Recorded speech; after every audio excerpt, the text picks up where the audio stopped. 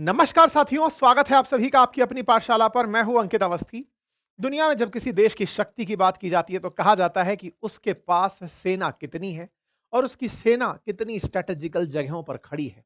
क्योंकि जब कभी युद्ध होगा तो सेना को उस देश से वहां पहुंचाने में, जिससे लड़ना है, वहां तक पहुंचाने में समय लग सकता है। इसीलिए पहले ही युद्ध की तैयारी में रहो। सेना कितनी तैयार है ये उसकी लोकेशन से पता चलती है। भारत से पहले दुनिया के कुछ शक्तिशाली देशों की चर्चा करते हैं।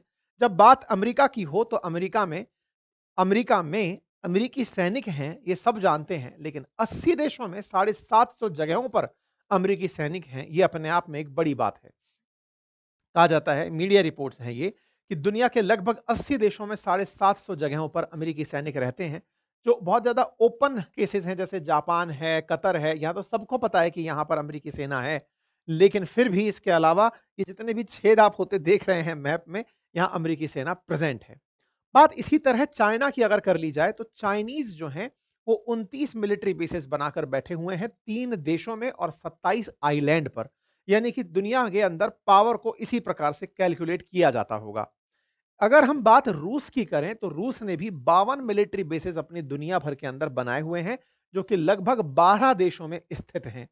जब दुनिया के शक्तिशाली देशों की बात होती है तो यह डिपेंड करता है कि कोई देश दूसरे देश को अपने यहां जगह क्यों देगा। किस तरह से दोनों के बीच स्ट्रेटेजिकल एग्रीमेंट्स हैं, क्या दोनों के बीच की अंडरस्टैंडिंग है कि वो उसे वहां पर रुकने का मौका देता है। बिल्कुल कुछ इसी तर्ज पर बात भारत की आज हम करने जा रहे हैं। भारत भी दुनिया में बहुत से देशों में अपने एयर बेसेस रखता है या फिर ठिकाने रखता है, वो आज हम अपने सेशन में आपको बताएंगे। लेकिन उससे पहले आज आपको जो खबर दे रहे हैं वो खबर थोड़ा-सा भारत के लिए नकारात्मक साउंड होती है। खबर ये है कि भारत का एक एयरबेस या कहिए सैन्य अड्डा भारत से निकल गया है, यानी कि भारत के प्रभाव से निकल गया है। ऑब्वियस सी बात है, हमने अपने देश के बाहर कहीं बना रखा होगा, तो उस देश के साथ में हमारी जो अंडरस्टैंडिंग रही होगी, उस वजह से वो बना होगा। अब शायद अंडरस्टैंडिंग बिगड़ी होगी, इसीलिए अब वो हमारे देश से निकल गया है। या कोई और प्रभाव रहा होगा। आज के सेशन में इन सारे विषयों पर चर्चा होगी। मेरे प्यारे साथियों, चर्चा है आज एक एयर बेस की, जहां पर हमारी सेना भी थी। इस जगह का नाम है आईनी एयर बेस। आईनी एयर बेस स्थित है ताजिकिस्तान में। ताजिकिस्तान स्थित है सेंट्रल एशिया में। सेंट्रल एशिया में कहां, तो कहा जाए तो अफगानिस्तान के उत्तर में। वहां पर हमारा एक एयरबेस था, नाम जिसका आईनी एयरबेस था। भारत से वो निकल गया है, यानी कि अब हमारी सेना वहां पर नहीं है। जब ये बात मिनिस्ट्री ऑफ एक्सटर्नल अफेयर से पूछी गई तो उन्होंने अपना जवाब बिल्कुल वही ऑफिशियल तरीके से दिया और कहा कि हाँ देखिए, दो देशों के बीच में अपनी वार्ता होती है, अब वो नहीं है। दोनों के साथ हमारा जो मतलब एक दूसरे का एग्रीमेंट था वो समाप्त हो गया है। अब हमारी सेना वहां नहीं है। सवाल ये नहीं है, ठीक है, दो देशों के बीच की म्यूचुअल अंडरस्टैंडिंग जितने दिन थी चली और आप लोग वहां से बाहर आ गए। सवाल इससे बड़ा ये है कि यहां से हम 2021 से बाहर हैं। हमारा एग्रीमेंट 2021 में समाप्त हुआ, 2022 से ऑफिशियली भारतीय सेना यहां से बाहर आ गई। लेकिन 2022 से आप 25 में आज हैं, 25 खत्म होने को है, लेकिन किसी भी मीडिया रिपोर्ट में इसे कवर नहीं किया गया। ये खबर कुछ मीडिया रिपोर्ट्स के माध्यम से पब्लिक होना शुरू हुई तो ये वायरल खबर बन गई। खबरों में इस प्रकार से आने लगी कि 2025 में जाकर हमें क्यों पता चल रहा है, हम 2022 में यहां से बाहर आ गए थे। भारत स्ट्रेटेजिकल किसी पोजीशन पे था, ये बात पता होना भी स्ट्रेटेजिकली जरूरी नहीं है। लेकिन जब ये बात पता थी सबको कि हम यहां पर हैं, यहां से आना कम से कम भारतीयों को या फिर उस लोकतंत्र में जहां जनता जानने का अधिकार रखती है, उन्हें पता तो होना चाहिए था। इस बात को टाइटल बनाकर मीडिया में यह रिपोर्ट तेजी से उठने लगी कि भारत 2022 में ही यहां से निकल लिया, क्योंकि दो देशों के बीच का द्विपक्षीय संबंध समाप्त हुआ। इसको इन्होंने कुछ इस प्रकार से ही कहा कि 2002 में हमारे बीच में डायलॉग्स थे, 2002 से 2022 तक हम यहां रहे, उसके बाद में हम यहां से निकल लिए। मिनिस्ट्री ऑफ एक्सटर्नल अफेयर्स बहुत ही रिफाइंड तरीके के जवाब देता है। लेकिन फिर चर्चा शुरू होती है कि आफ्टर ऑल हम ताजिकिस्तान को 2022 से आगे ले जाने के लिए क्यों नहीं तैयार कर पाए, या फिर कौन से ऐसे फैक्टर्स थे जिन्होंने भारत के साथ धोखा कर दिया, या फिर कौन से ऐसे फैक्टर्स थे जो हमसे ज्यादा प्रभावशाली थे। तो उसको समझेंगे, लेकिन उससे पहले हम ये समझें कि इसकी एग्जैक्ट लोकेशन क्या है और किस तरह से ये हमारे लिए इंपॉर्टेंस रखता है। साथियों, ये जो मैप आप देख रहे हैं, जिसमें भारत और भारत के उत्तर की तरफ आप चलते हैं, असल में आप पूरा जो मैप देख रहे हैं, कलरफुल जो वाला हिस्सा है वो एशिया है। एशिया के मध्य में ये वाला हिस्सा सेंट्रल एशिया कहलाता है। ये सेंट्रल एशिया कभी यूएसएसआर का, यानी सोवियत रूस का हिस्सा हुआ करता था। सोवियत रूस का 1991 में विघटन हुआ, 15 देश बने, उनमें से जो देश थे वो 5 देश सेंट्रल एशियन कंट्रीज़ कहलाए, जिसमें से तुर्कमेनिस्तान, ताजिकिस्तान, उज़्बेकिस्तान, किर्गिस्तान और कजाकिस्तान के नाम प्रमुख हैं। इन्हें आप यहाँ पर देख सकते हैं। आज जिस देश के साथ चर्चा हो रही है उसका नाम ताजिकिस्तान है। ताजिकिस्तान की लोकेशन अगर आप देखें तो ये अफ़गानिस्तान के नॉर्थ में स्थित है, अफ़गानिस्तान से जस्ट ऊपर स्थित है। बात भारत की हो तो भारत और इसके बीच में पाक ऑक्यूपाइड कश्मीर और अफगानिस्तान का वरखान कॉरिडोर अगर इन्हें हटा दिया जाए तो यह कहा जाए कि अगर पीओके हमारे पास होता तो ताजिकिस्तान हमसे मात्र 20-22 किलोमीटर के वरखान कॉरिडोर के बाद ही ताजिकिस्तान प्रेजेंट होता। तो कुल मिलाकर के ये जो जगह हमें दिख रही है ये सेंट्रल एशिया की जगह है और उस सेंट्रल एशिया में फिलहाल भारत का बेस हट गया है। भारत ने यहां पर इस जगह को क्यों प्राप्त किया होगा, इसकी लोकेशन खुद से बताती है कि ताजिकिस्तान में अगर आप बैठे हो तो आपको अफगानिस्तान में, पाकिस्तान में, चाइना में एक बहुत बड़ा स्ट्रेटेजिक एडवांटेज मिलता है क्योंकि आप अपने घर से ऊपर एक मचान लेकर बैठे हो जहां से आप औरों पर नियंत्रण रख सकते हो। ये तो देख करके समझ में आता है। अब थोड़ा सा बात ताजिकिस्तान के मैप को समझने की कर लेते हैं। यह अफगानिस्तान रहा, इसके जस्ट उत्तर में ताजिकिस्तान। ताजिकिस्तान की राजधानी दुशांबे, दुशांबे के बिल्कुल 15-20 किलोमीटर की दूरी पर था आईनी एयरबेस। दुशांबे के साथ में अगर आप लोकेशन देखें तो ये रहा यूएसएसआर के समय का ताजिकिस्तान, जो विघटन होने पर कुछ इस प्रकार से दिखाई दिया। इस आईनी एयरबेस का दूसरा नाम गाइजर एयरबेस भी था। गिजार, गाइजर, किसी भी नाम से आप इसे पुकार सकते हैं। गाइजर एयरबेस भी हुआ करता था और ये ताजिकिस्तान की कैपिटल जो दुशांबे है उसके पश्चिम में स्थित था। साथियों, इसके इतिहास के बारे में कहा जाता है कि ये आईनी एयरबेस बहुत पहले भी, जब कोल्ड वॉर एरा था तब सोवियत रूस के द्वारा यूज में लिया गया था। लंबे समय तक आईनी एयरबेस का सिग्निफिकेंस रहा। भारत ने 2001 में इसे ताजिकिस्तान के साथ एग्रीमेंट करके प्राप्त किया था। उद्देश्य सिंपल था, पाकिस्तान के ऊपर चारों तरफ से नकेल कस के रखना। गलती से कभी हमें पेशावर पर हमला करना हो, हमें वरखान कॉरिडोर के उत्तर में जाना हो, कि दक्षिण में जाना हो, तो उस सब के लिए हमारे लिए ये एयरबेस काम का था। हम अपने मैप में अगर एक बार फिर से इसे समझें तो आप देख पाएंगे कि अगर हमें पाकिस्तान को कंट्रोल करना हो तो ताजिकिस्तान से पाकिस्तान, ताजिकिस्तान से पाकिस्तान बहुत ही नजदीक जगह निकल कर आती है और पाकिस्तान पर हमें हमला करने के लिए यह काफी महत्वपूर्ण प्रतीत होता है। पेशावर के लिए यह काफी उपयुक्त जगह प्रतीत होता था। लेकिन उससे भी कहीं ज्यादा अफगानिस्तान से अगर भारत को कुछ चाहिए, या अफगानिस्तान में जब संघर्ष चल रहे थे अल-कायदा के खात्मे के लिए अमेरिका के द्वारा, उस समय भारत अपनी स्थिति को यहां पर संभाल करके रखा हुआ था। क्यों? क्योंकि अफगानिस्तान में भारत का बहुत निवेश था, भारत की एम्बेसी थी, भारत के लोग कॉन्ट्रेक्चुअल तरीके से काम कर रहे थे। ऐसे में अगर उन्हें कभी बाहर निकालना पड़े तो पाकिस्तान हमें सपोर्ट नहीं करेगा अपने लोगों को निकालने के लिए। इसलिए हमने ताजिकिस्तान में पूरे टाइम एक ऑपरेशनल एयरबेस रखा हुआ था। अफगानिस्तान के अंदर अगर कोई स्थिति बदलती है, बिगड़ती है, तो हम अपने लोगों को पहले यहां ले जाएंगे बाई रोड और फिर यहां से हम उन्हें टेक ऑफ करके ले आएंगे। और हुआ भी यही साथियों।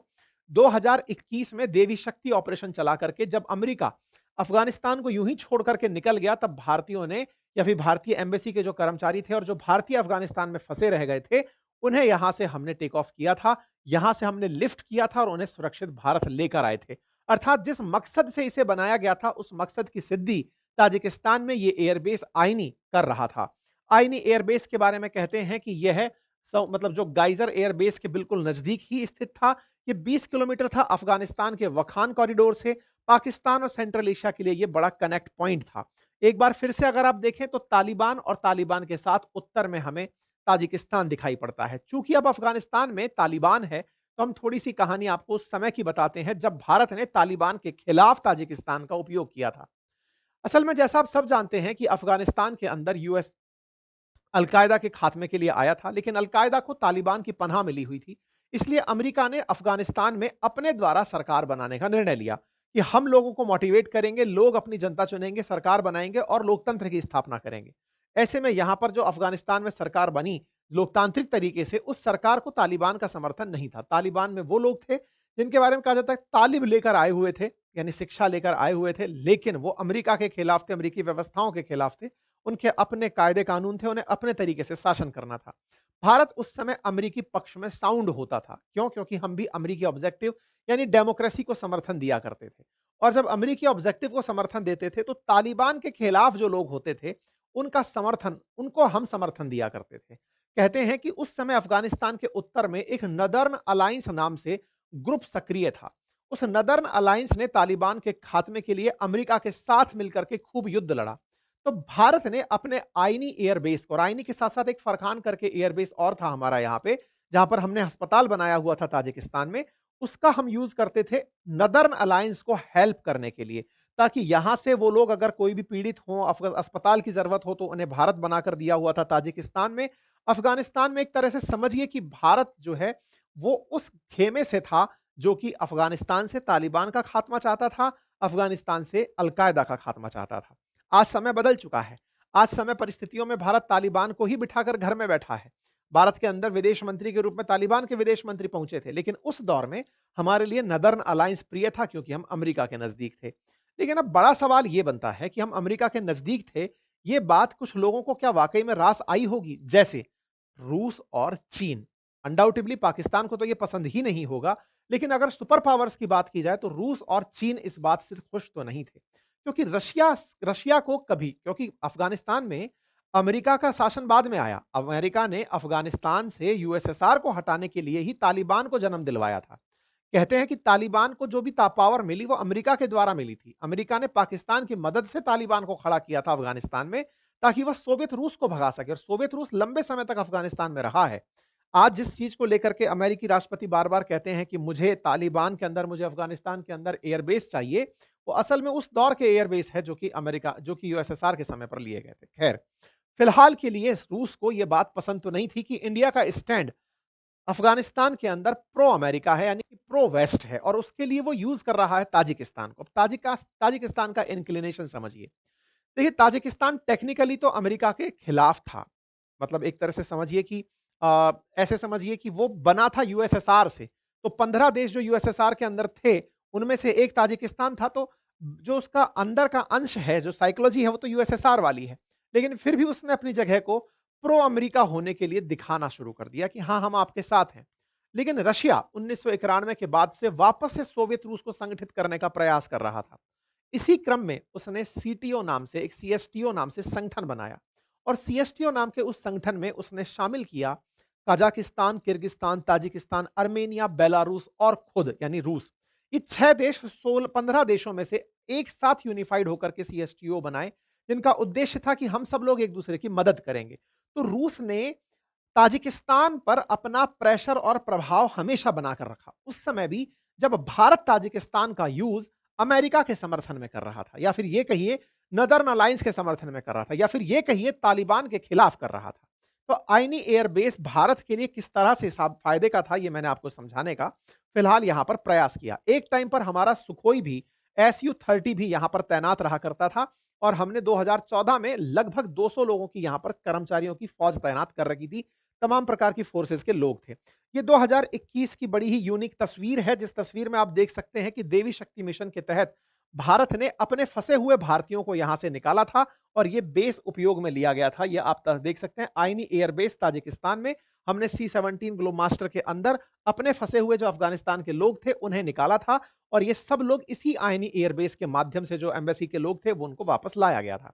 लेकिन ये एयरबेस तब से, मतलब तब तक पाकिस्तान के लिए बड़ी चिंता बना हुआ था कि भारत इसका बहुत स्ट्रेटेजिकल यूज करता है, सुखोई तैनात रखता है, ग्लोब मास्टर से लोग निकालता है, नदर्न अलायंस की यहां पर हेल्प करता है, यहां पर बड़े लीडर्स का इलाज होता है। महमूद जैसे जो लोग थे, जो कि नदर्न अलायंस के बड़े लीडर थे, उनका इलाज वहां होता था। तो इस तरह से पाकिस्तान ने इसे बड़ा ही खुद के खिलाफ लिया था। खैर, इस बात से चिड़े तो रशिया और चाइना भी बैठे थे। लेकिन 2021 में जैसे ही यहां से अमेरिका निकला, ताजिकिस्तान को फिर से सांस में सांस आई, और वो नजदीक पहुंच गया रूस के। कहते हैं कि रूस ने भारत को एक दोस्ताना धोखा दिया।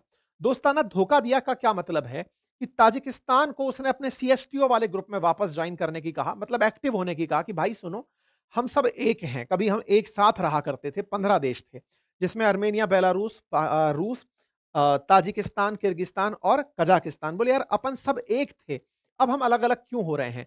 और अपनी जगह का उपयोग हमारी थॉट प्रोसेस से अलग मत होने दो, पश्चिम के करीब मत जाने दो। ताजिकिस्तान में आईनी और फरखान का उपयोग भारत कर रहा था, अमेरिका यानी कि वेस्ट के लिए। ये रूस को रास नहीं आ रहा था, और कहते हैं कि इसी चलते रूस ने ताजिकिस्तान को प्रेशराइज किया कि वो यहां से भारत को हटाए। आप समझिए कि इसकी इंपॉर्टेंस कितनी थी। आप इस तस्वीर से अंदाजा लगाइए, जिसमें हमारे डोभाल साहब राष्ट्रपति रामनाथ कोविंद के साथ वर्ष 2018 में इस आईनी एयरबेस पर आपको बैठे दिखाई दे रहे हैं। अर्थात ये जगह कितनी स्ट्रैटेजिकली हमारे लिए इंपॉर्टेंट रही होगी। आप यहाँ पर हमारे एयरफोर्स के सैनिकों को देख सकते हैं। यहाँ पर आपको जो लोग बैठे हैं, अधिकारी, सैन्य अधिकारी जो सब प्रेज़ेंट हैं, या आईनी पर प्रेज़ेंट हमारी वो मतलब उस समय की वो है प्रेसिडेंट ऑफ इंडिया का 2018 का ये ट्वीट भी आप देख सकते हैं।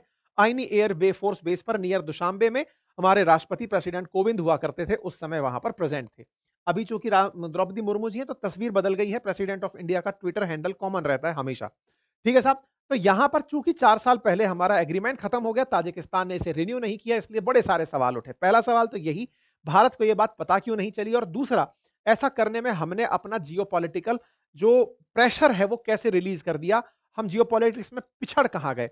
हम क्यों ताजिकिस्तान को कन्विंस करने में कामयाब नहीं हुए? क्योंकि आज क्या ये हम कह सकते हैं कि रूस से, सॉरी, जिस चाइना से और पाकिस्तान से हमें टेंशन नहीं है? या फिर अफ़गानिस्तान में हमें रीच बनाए रखने के लिए एक तो बेस चाहिए ही चाहिए। तो हमने अपनी लोकेशन कैसे खो दी? ये एक बड़ा सवाल है। तो इन 2 के पीछे इन दोनों का हाथ बताया जाता है। कहा जाता है कि रूस ने हमारे साथ मित्रता रखते हुए हमसे ताजिकिस्तान पर प्रेशर डलवाया। यानी खुद ने ताजिकिस्तान पर प्रेशर डाला कि इंडिया को यहां से बाहर निकालो, क्योंकि भारत इसका उपयोग प्रो वेस्ट कर रहा है, पश्चिम के लिए कर रहा है। यानी कि चाइना, यहां पर रशिया ने अपना इन्फ्लुएंस दिया और चाइना ने अपना इंटरेस्ट शो किया। ताजिकिस्तान में असल में रशिया भी, चाइना भी प्रेजेंट है। देखिए यहां पर मैं मैप दिखाता हूं आपको। ये जो जगह दिख रही हैं आपको, यहाँ पर ये एयरबेस जो हरे-हरे रंग में दिख रहे हैं, ये सारे के सारे बेसेस हैं जो रशिया ऑपरेट करता है। और जो ये लाल रंग में आपको दिख रहे हैं, ये चाइना ऑपरेट करता है। चाइना ने बाकायदा ये वखान कॉरिडोर है ना, जो अफ़गानिस्तान को जोड़ता है चाइना से, इसके आस-पास अपनी पूरी तरह से तैयारियाँ कर रखी हैं। ताजिकिस्तान पर खूब सारा कर्ज लाद रखा है चाइना ने, और चाइना ने यहाँ पर अपने एक्सपोर्ट से और अब इनको कर्ज दे-दे करके ताजिकिस्तान पर ये प्रेशर डाला कि वो जगह, ये वाली जो जगह है, जो आईनी एयरबेस है, और ये जो फरखोर है, फरखोर तो इन्होंने पहले ही हमसे ले लिया था। आईनी एयरबेस जो है, इसे आप ले लीजिए। और ये काम करने में ये कामयाब हुए 2021 में। तो चाइना और रशिया ही सीक्रेट तरीके से भारत को इस जगह से निकलवाने में मतलब कामयाब हुए थे, और भारत को ये जगह खोनी पड़ी थी। या फिर अभी 2022 की खबर है, तो खोनी पड़ी थी कहा जा रहा है, लेकिन खबर में चूंकि अब आई है तो हम इसकी चर्चा कर रहे हैं, क्योंकि रशिया ने बकायदा यहां पर खूब सारा ट्रेड किया है। सिप्री की रिपोर्ट बताती है कि रशिया यहां के प्रमुख हथियार एक्सपोर्टर्स में से एक है, और पुतिन ताजिकिस्तान अभी अक्टूबर में जाके भी आए हैं, जो दर्शाता है कि ताजिकिस्तान उनके लिए कितना मायने रखता है। पुतिन लगातार ताजिकिस्तान के साथ हमेशा संपर्क में रहे हैं। उन्हें ये कहते रहे हैं कि हम सबको एक रहना है, अगर सोवियत रूस बनाना है, यूक्रेन हमें इसलिए ही कब्जाना है, कल को हमें वापस से सोवियत रूस बनाना हुआ, तो 15 की 15 देशों का हमें एकीकरण करना होगा। कहते हैं कि इसके लिए दोस्ताने के अंदर हमें धोखा मिला, जो कि हमें रूस ने दिया, और रूस का उद्देश्य साफ था कि हम वेस्ट को कम से कम इतना नजदीक नहीं आने देंगे। जो यूक्रेन से युद्ध करते हुए रशिया कर गया, वो ताजिकिस्तान में भी कर गया। भारत ने हमें एक दोस्ताना धोखा दे दिया। जहां तक बात हो चाइना की, तो चाइना ने यहां पर अपने डिमांड से, अपने पैसे से, कहा जाता है कि उसने प्रभाव से इसे मोटिवेट किया कि भारत को यहां नहीं होना चाहिए, क्योंकि उसे डर था कि अगर भारत यहां रहा तो बेल्ट एंड रोड इनिशिएटिव, जो कि पाकिस्तान ऑक्यूपाइड कश्मीर से होकर निकलती है, उसके लिए एक बड़ी चिंता का कारण बन सकता है। इसलिए चाइना ने उन्हें यहां से हटाया, और खुद इस रास्ते के आसपास, वखान कॉरिडोर के आसपास अपने गुप्त सैन्य ठिकाने बनाने शुरू कर दिए। कुल मिलाकर के चाइना ने पूरी तरह से एक बढ़िया ट्रेडिंग पार्टनर की भूमिका निभाते हुए अपने पैसे के दम पर तमाम इनके साथ एक्टिविटीज की, सैन्य अभ्यास किए, और इन्हें करने में कामयाब हो गया। कुल मिलाकर इतना ही कहा जा सकता है कि कूटनीतिक दबाव के चलते ताजिकिस्तान हमारे हाथ से चला गया। हमारी कूटनीतिक फेलियर में से इसे एक कंसीडर किया जा सकता है। लॉन्ग रन के अंदर ये कितना भारत के लिए नुकसानदायक होगा, ये आने वाला समय बताएगा। बस हाँ, एक एडवांटेज फिलहाल के लिए ये कहा जा सकता है, चूंकि ये अफगानिस्तान के उत्तर में था, और इन दिनों हमने डिप्लोमेटिक तरीके से जिस तालिबान के खिलाफ इस आईनी का उपयोग किया था, अब हम उस तालिबान के साथ ही हैं। तो हो सकता है कि भारत प्रयास करके, क्योंकि अब अफगानिस्तान पाकिस्तान के खिलाफ खड़ा हो गया है, तालिबान धीरे धीरे पाकिस्तान के खिलाफ होता जा रहा है, ऐसे में अगर भारत अफगानिस्तान में ही अपना कोई बेस बनाने में कामयाब हो जाता है, तो ये तो हमारे लिए और सोने पे सुहागा जैसी सिचुएशन होगी। पर खैर, इन सब में उम्मीदों का इंतजार काफी होगा। फिलहाल के लिए आने वाले समय में जैसा भी रिएक्शन होगा आप तक जरूर लेकर आएंगे। फिलहाल के लिए इतना ही। जानकारी अगर आपको पसंद आई हो तो साथियों से अवश्य साझा करें, लेकिन एक चीज अतिरिक्त रूप से जान लें कि भारत के भी basis Bhutan, Madagascar, Oman, Mauritius, Seychelles में हैं, जो कि भारत के बाहर भारत के ठिकानों को दर्शाते हैं। जानकारी पास पसंद आई हो तो साथियों से अवश्य साझा करें। आप इस विषय पर क्या सोचते हैं, अपनी राय कमेंट बॉक्स में अवश्य रखें। चैनल पर नए हैं तो सब्सक्राइब कर लें, हमारे एप्लीकेशंस को अवश्य चेक करें। हमारे नए किताबें आई हुई हैं, उन्हें आप मंगा सकते हैं। साइंस एंड टेक्नोलॉजी की नई बुक हिंदी और इंग्लिश दोनों में उपलब्ध है, आप उन्हें देख सकते हैं। और यूपी पीएसआई के लिए जो बुक है वो भी हमारे लिए पास उपलब्ध है, आप उसे भी देख सकते हैं। Thank you so much.